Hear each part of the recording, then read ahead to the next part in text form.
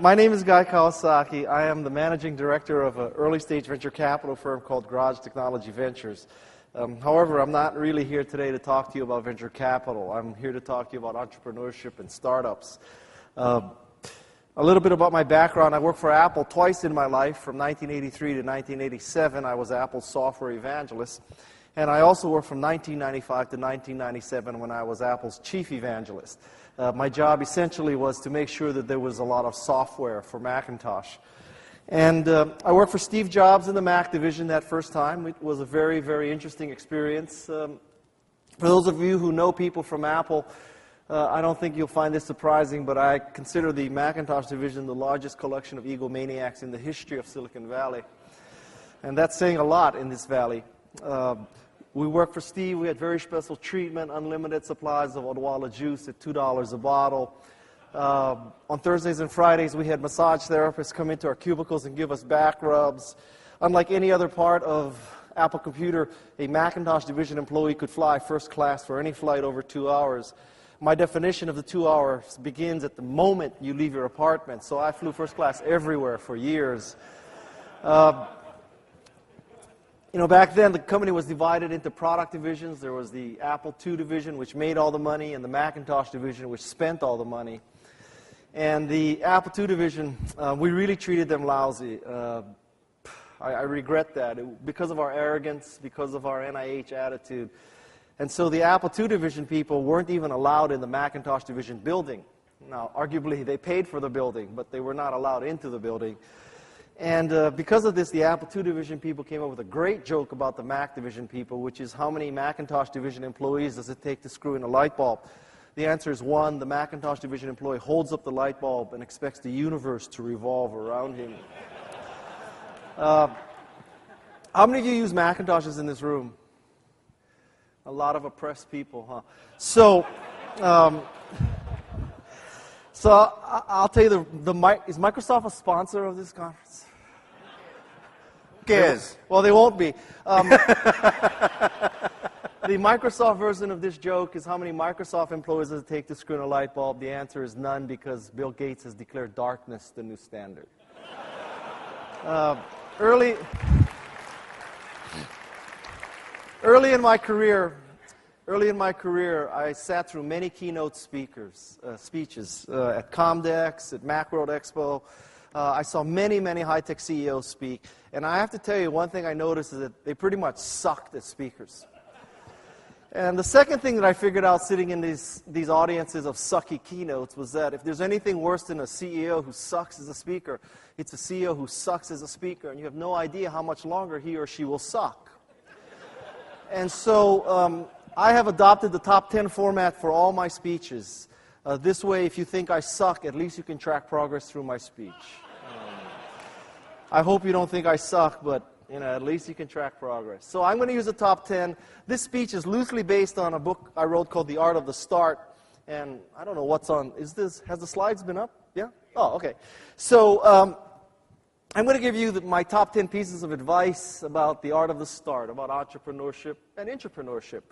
I'll be the first to admit, when you're a keynote speaker and an author, you tend to start believing your old bullshit and thinking that you did everything right in your career, and you want the audience to perceive you as omnipotent and omniscient, and look at all the things that I did. I never made a mistake in my career, and that's a lot of crap. I made a lot of mistakes in my career. This book reflects what I should have done, what I could have done, sometimes what I did do. But generally speaking, I would like to pass on what I learned, in many cases the hard way, to you, a group of entrepreneurs. And I hope that you can take this information and change the world. Okay? So, thank you. The first thing that I learned is that if you want to change the world, if you truly want to be a successful entrepreneur, the best reason to start a company is to make meaning, is to change the world. I think you can make meaning in fundamentally 3 ways. The first is to increase the quality of life. That's what the Macintosh division was all about. We wanted to make people more creative and more productive.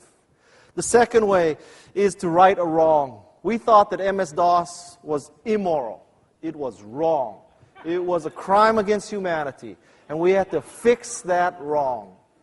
And the third thing that you can do to make meaning is to prevent the end of something good.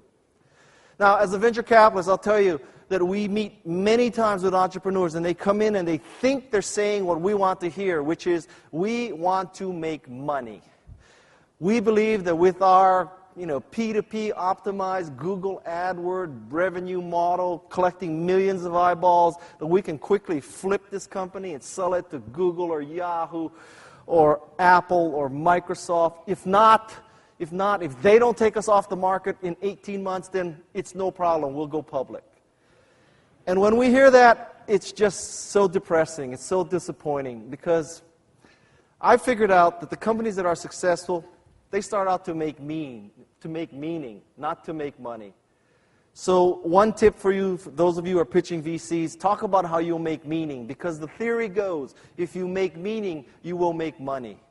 But if you start out to solely make money, you will attract the wrong kind of employees. Typically, when you say you're going to make money, you will attract MBAs and consultants. And there are no two worse kind of people for a startup than MBAs and consultants. The second point is to make a mantra for your organization. Because there are too many MBAs in the world, and I have an MBA, because there are too many MBAs and too many of you have worked for Bain or McKinsey or Arthur D. Little, somehow you think that you should make a mission statement. And the way you make a mission statement is typically this. You go on a 2-day off-site with the executive team. The executive team, the first day of this off-site, you're outdoors. You're at the Ritz-Carlton Half Moon Bay, for example. Because that's why you go on these off-sites. So you go to the Ritz-Carlton Half Moon Bay, and there's a facilitator. And the first day, you create these cross-functional teams, and the facilitator says, all right, one of you from each team, come to the front. Everybody else, get behind him or her. Turn around, shut your eyes, open up your arms, and fall backwards into their arms, because we're going to build trust. You're going to learn that your teammates are there for you. So turn around, shut your eyes, spread your arms, and fall backwards.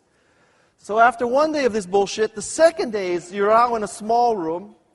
There's a bunch of white papers, those tablets of papers, and there's a facilitator who knows nothing about your industry. And that facilitator is going to help you craft this mission statement. And this mission statement is going to be good for the shareholders, for the employees, for the customers. If HR is there, it's going to be good for the whales and the dolphins. We're going to take care of everything. And what happens is you get a mission statement like this. The mission of Wendy's is to deliver superior quality products and services for our customers and communities through leadership, innovation, and partnerships. Now, don't get me wrong. I love Wendy's.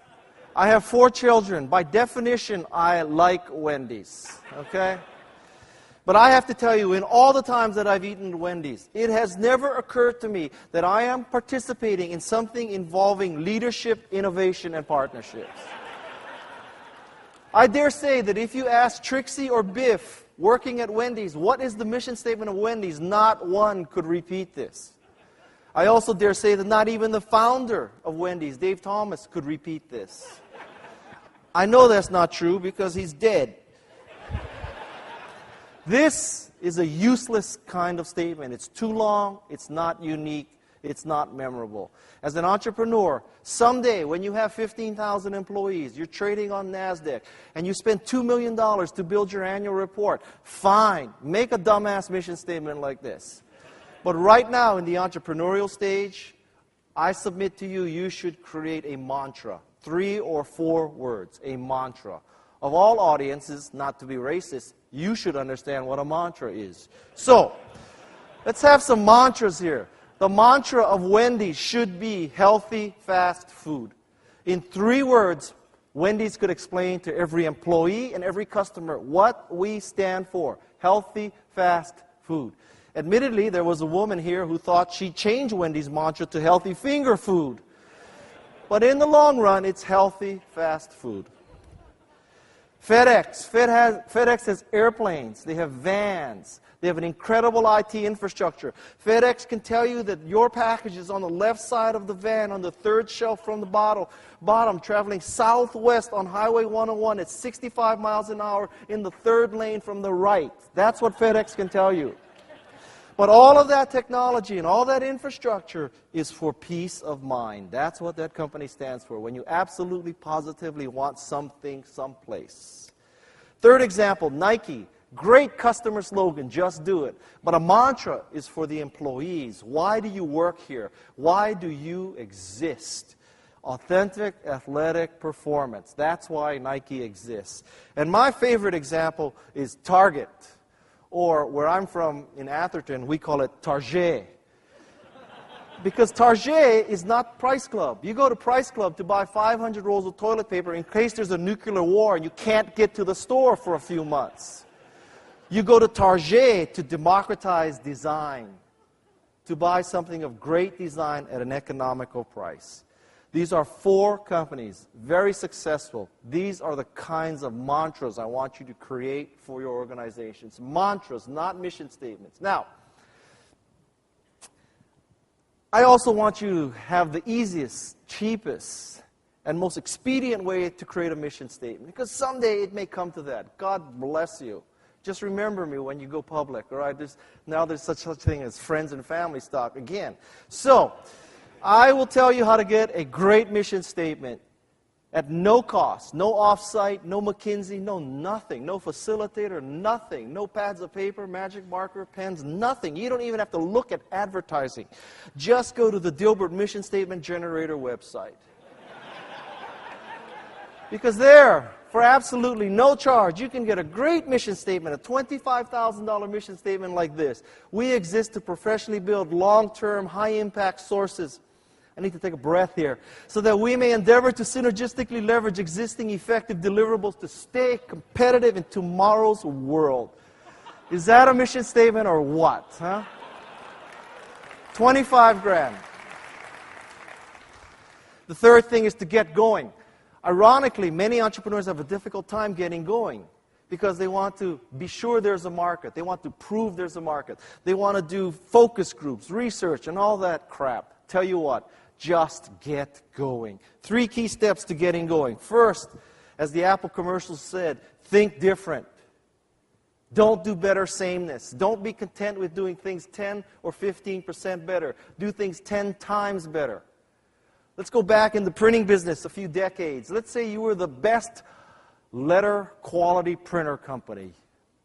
And you decide one day you're going to be revolutionary.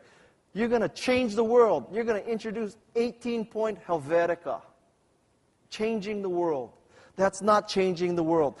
A printer company, a letter quality printer company, would not be content with introducing more typefaces. A letter quality printer company would jump to the laser printer curve. That's what you need to do. When Jeff Bezos created Amazon, he didn't go from 250,000 titles in an analog bookstore to 275,000 titles in an analog bookstore. He went to 2.5 million titles in a digital bookstore. Think different. Second point, don't be afraid of polarizing people. Great products polarize people. If you try to create a product that appeals to everybody, 18 to 25, 25 to 35, 35 to 50, 50 to 75, 75 to dead, if you try to create this perfect product, you will create mediocrity. Do not be afraid to polarize. This is a picture of a Toyota Scion XB. You can have one of 2 reactions to this car. Either you think it's a very cool design, or you think, why did Toyota hire somebody who got fired from Volvo? Those are the only 2 conclusions.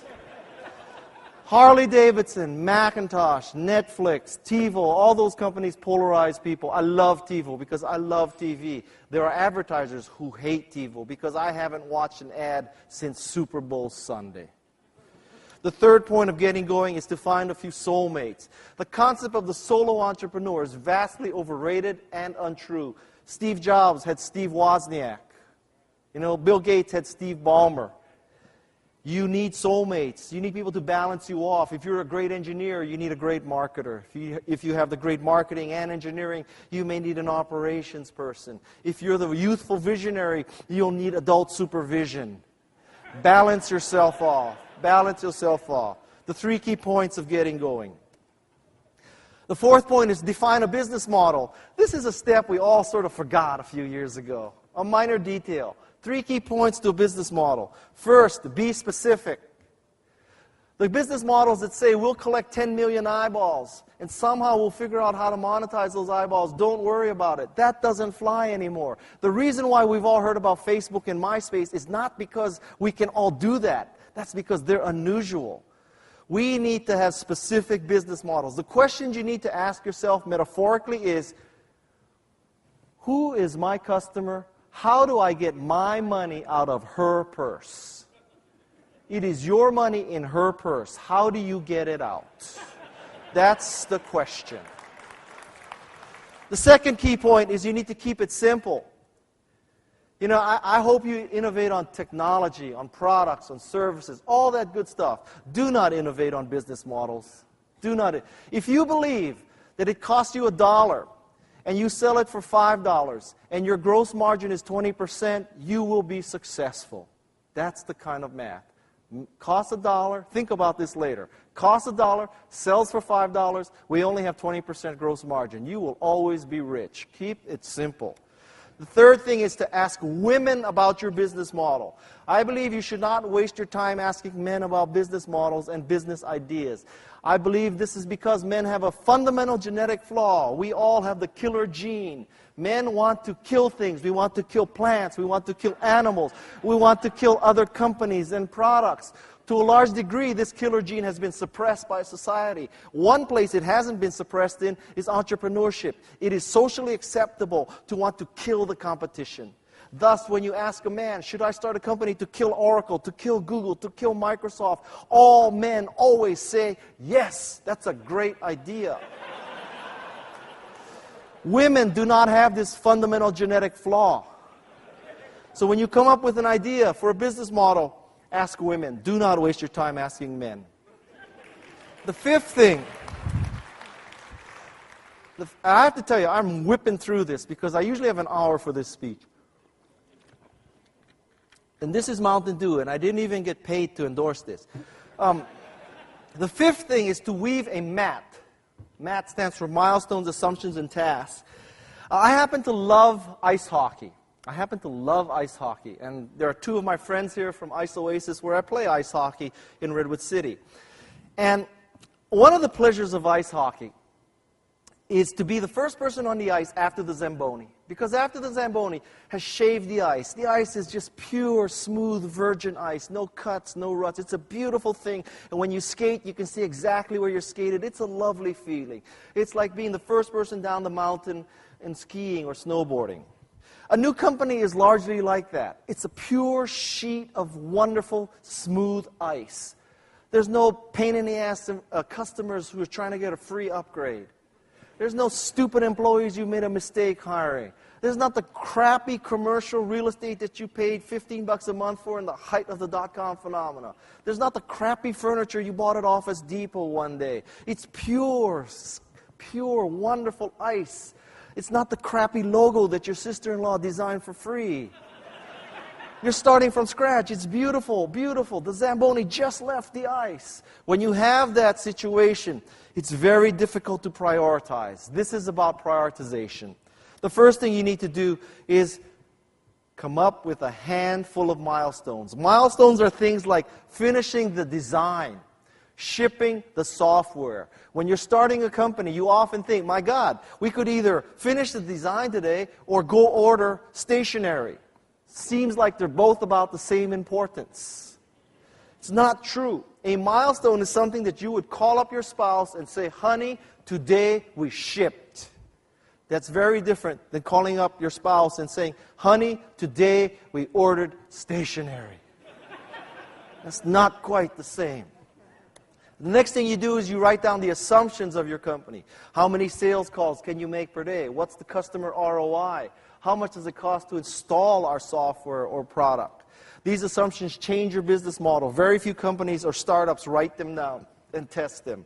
Write them down and test them. And the third thing is then to do tasks. The tasks are the things that help you either accomplish a milestone or test an assumption. But the priority for an entrepreneur is milestones, assumptions, and tasks. M-A-T. The sixth thing is to niche thyself. How many of you have MBAs in this audience? That's too bad. I will teach you all you need to know about marketing in one slide. You don't need to know anything else about marketing if you understand this next slide. Okay, this is the holy grail of marketing. I have saved you $25,000 in mission statement creation. Now I'm going to save you $100,000 in MBA. There are two axes on this graph. The vertical axis is your ability to provide a unique product or service. The horizontal axis is the value of that product or service to the customer. As you might suspect, this is going to be a 2x2 matrix. And I'll take the suspense away. We're going to end up high and to the right. Surprise, surprise.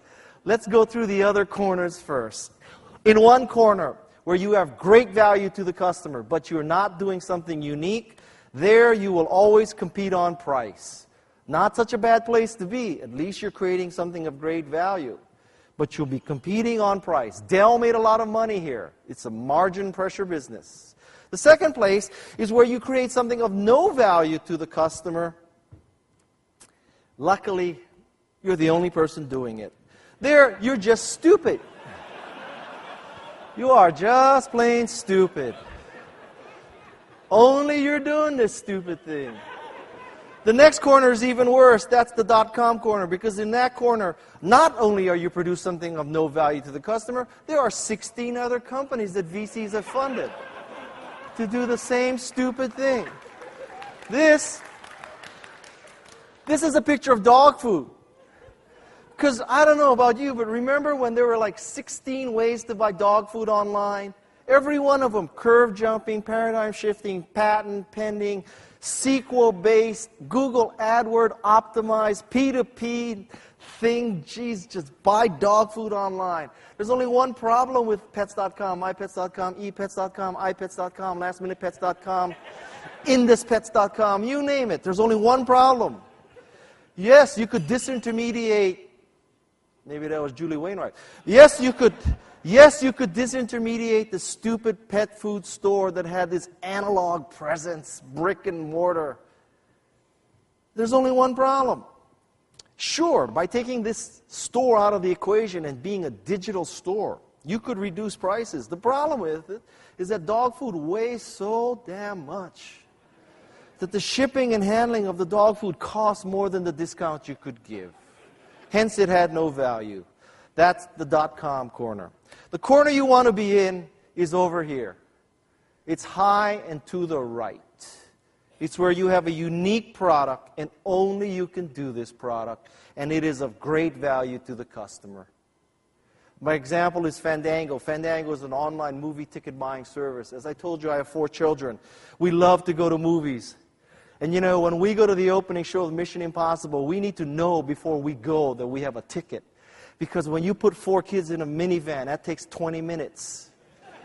You don't want to get to the theater and see there's a line and it's sold out. You want to know before you go. Fandango enables you to print the ticket at home.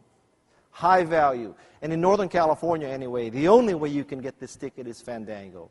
So I'm telling you, this is the holy grail of marketing. Every entrepreneur should understand this. If you're an engineer, you need to create the product that is unique and of great value to customers. If you're the marketing person, you need to be able to convince your customer that this is true. You need to be high and to the right. Yesterday, you heard Arnold Schwarzenegger talk, political speaker. I'll give you a political analogy. You want to be successful as an entrepreneur? From a marketing perspective, you need to be like our president, George W. Bush, high and to the right. Seventh thing.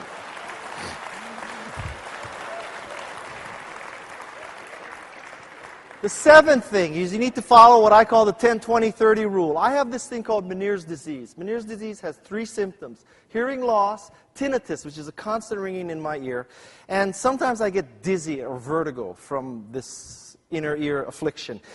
Medical science has tried to figure this disease out. They think it may be too much salt in your diet, too much retention, too much caffeine. That's why I don't drink too much Mountain Dew.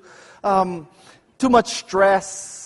Allergies. There's a bunch of theoretical medical reasons. I've tried to cure it with all of these, controlling all those factors. I will tell you, though, I have another theory about what causes Meniere's disease. I am a venture capitalist. By definition, it means that I have to listen to pitches day in and day out. And day in and day out, entrepreneurs come to me and they pitch me, and they have 60 slides in a pitch. And in that 60 slides, they're convincing me that all they need is 1% of the market, that they have first mover advantage, that they have patents pending, that they have a unique, proven team with a proven technology in a proven market. Every one of them, whether it's for shrimp farming, fabless semiconductor, social networks, every one of them says that. And because I have to listen to such crap, I have a ringing in my head. I'm going deaf and I get dizzy. So before there's an epidemic of Meniere's disease in the venture capital industry, I came up with the 10-20-30 rule. This is the 10-20-30 rule.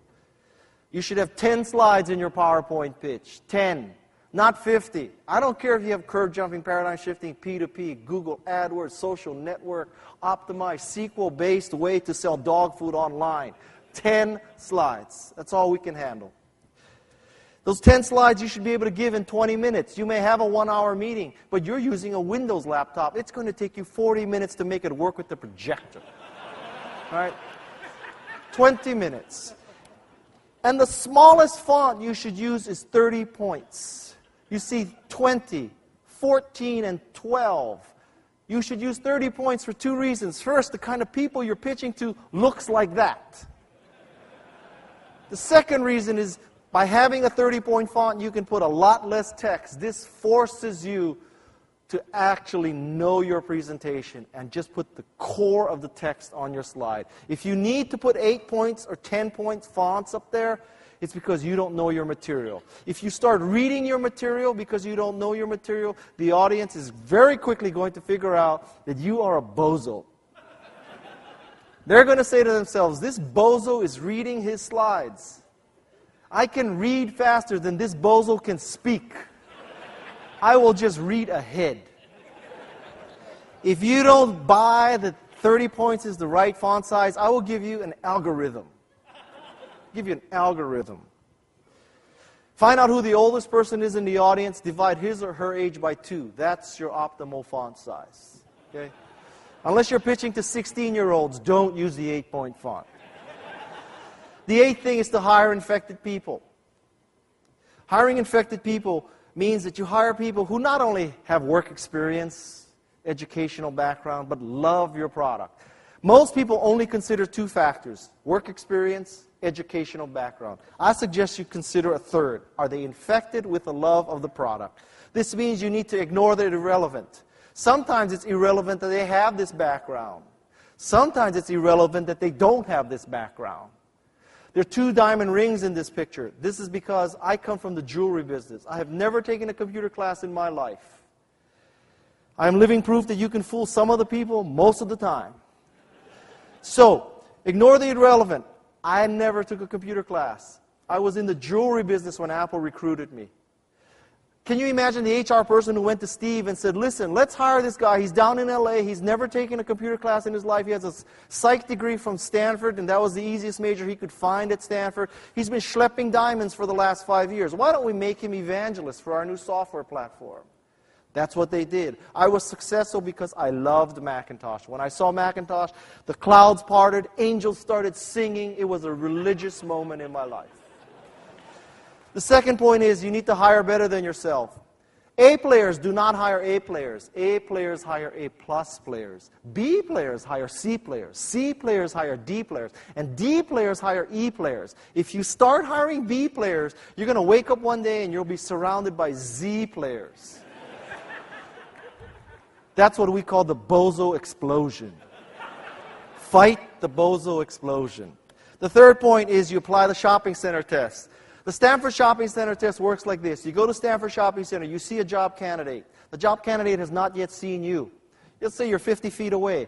At this point, you have several possible reactions. I can just go straight over there, say hello, hi, how are you? I'm glad you're interviewing. We're going to kick ass in our company. I hope you join our company. That's one reaction. Second reaction is Stanford Shopping Center isn't that big. If I get face-to-face with her, I'll say hello. Third reaction is I'm going to get in my car and drive to Valco. If you don't have the first reaction of seeing that person and saying, man, I got to go over there because I really like her. I liked him. If you don't have that reaction, don't hire the person. I know you're running out of time. More minutes. What are you going to do? Not invite me back? No. So, all right.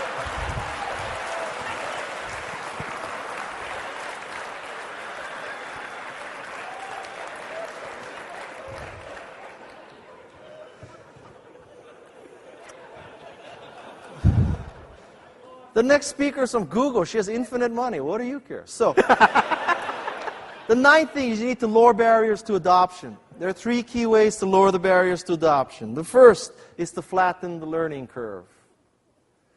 The theory is that you plug your device in and it works. How many of you can change the time on a VCR? These are the liars in the audience. Nobody can change the time in a VCR. Flatten the learning curve.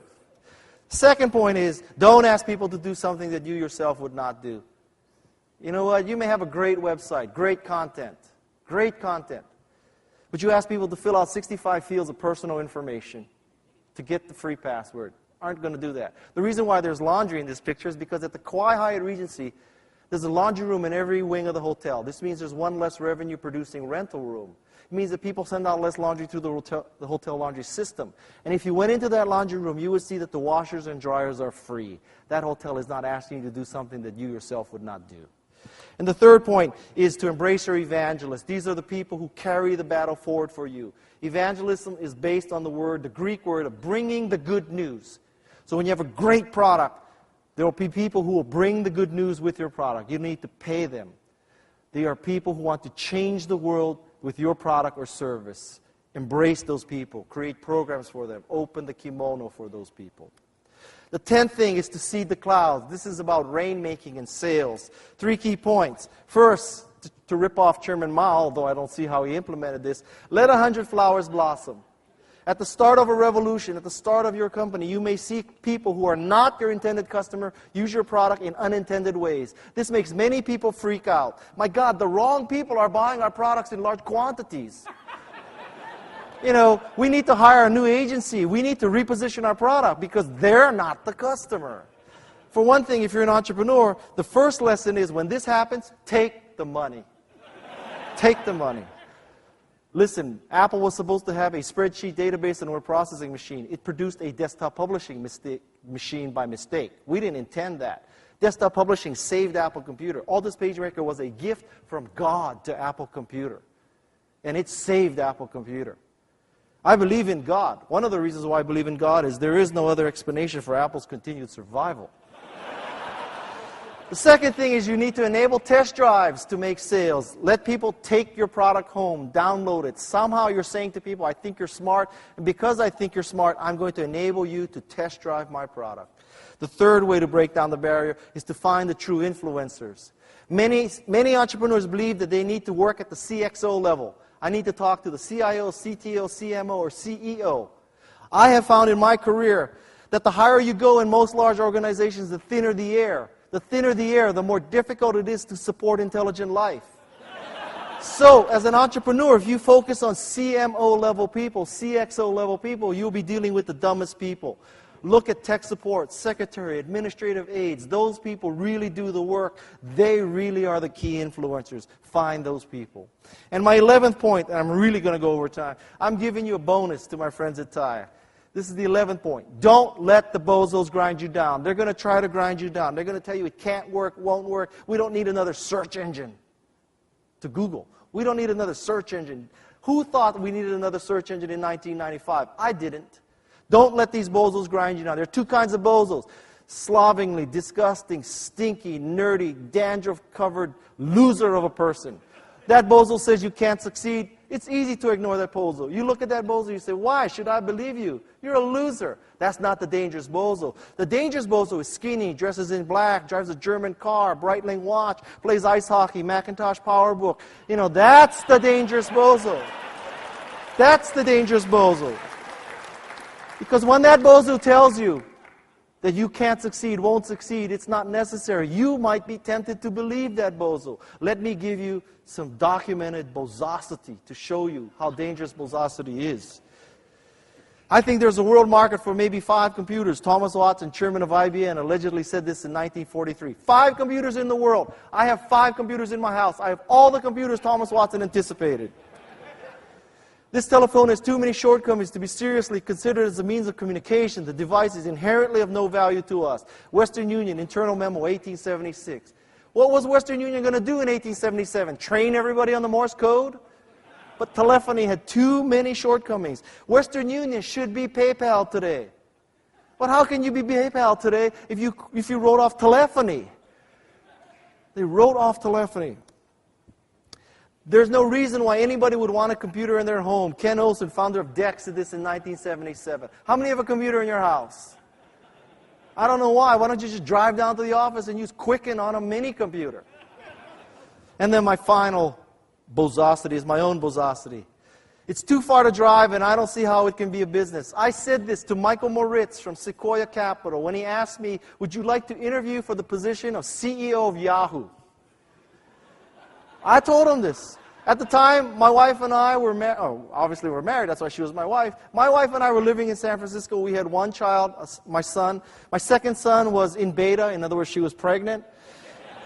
And I didn't want to drive from San Francisco to Menlo Park every day. It was like an hour each way. And I looked at what they were doing. It was a collection of Jerry Yang and David Feidel's favorite websites. How can that be a business? Unproven team, unproven technology, unproven business model. Besides that, it was great.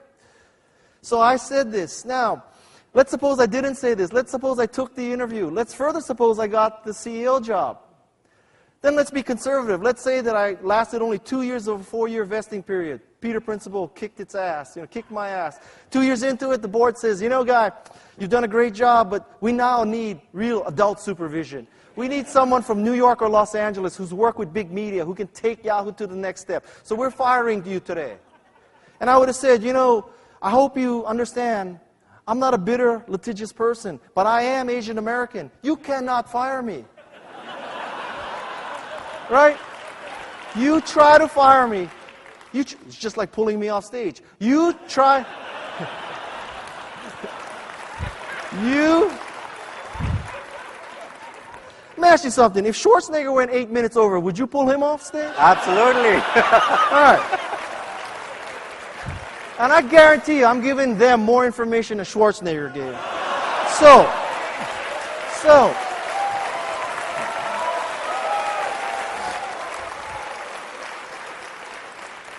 Okay, so now they try to fire me. I tell them you can't fire me. This is California. I'm Asian American. You piss me off. There'll be little Japanese ladies picketing in front of Yahoo's offices. So now they go into executive session. They come back and they say, all right, guy, you're right. Let's not make this a big brouhaha legal battle. What do you want? I'd say, well, I'm 2 years into my vesting. Just give me 4 years vesting and I'll walk away happy. By my calculation, this answer cost me $2 billion. Now, $2 billion here, $2 billion there. After a while, you don't need to work anymore, right? If I had done this today, I would own the San Jose Sharks. I would own the San Jose Sharks. So, I've been thinking about this for 10 years now. Why was I so stupid? And I'm thinking about it, and I've come to this conclusion. I did the right thing for the love of my wife, for being there when my 2 boys are growing up. Now I have 4 children, to be there, not working 80 hours a week, not commuting 2 hours a day. I did the right thing for my family. Right. This explains $1 billion. It's the second billion that pisses me off. Pardon all my French today. It's the second billion. The second billion because I was a bozo. I could not see. I had Ken Olsen disease. Ken Olsen, I don't know, he's really getting angry. Ken Olsen, what are you, Democrat? Ken Olsen couldn't see the next curve. I thought that Yahoo was part of the personal computer curve, not the next curve, the internet. I too was a bozo. Don't let the bozos go. They're really. Now it's 2 on 1. All right, so this is really my last slide. If you want more information like this, I have a blog.guykawasaki.com. If you want a copy of this presentation, it's Gina@garage.com. Just send her an email. We'll send you a PDF. If you can't open the PDF and you're on Windows, tough luck. And finally, my stock photography was my buddies from Calgary, iStock Photo, and I'm obviously being pulled off. Thank you very much. Thank you very much. Thank you.